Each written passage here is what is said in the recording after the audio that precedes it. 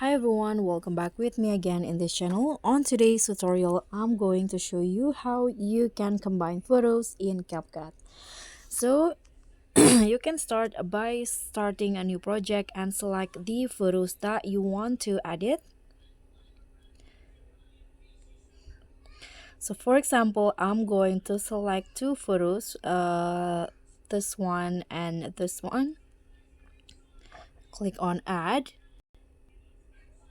So there will be two photos on the timeline like this.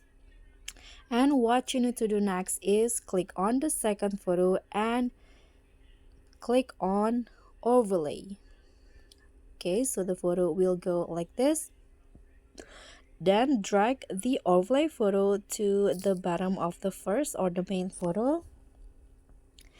And here you can just adjust the size. So I'm going to pinch in the overlay image so that the first image is still visible like this.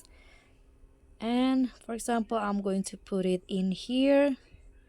And the main photos, I'm going to also put it in here. So you can just put the position as you like this, and you can also set the layer if you want. So that's all from me. That's how you can combine photos in CapCut. Thank you so much for watching. Don't forget to like, comment, and subscribe. Also click on the thanks button. Bye.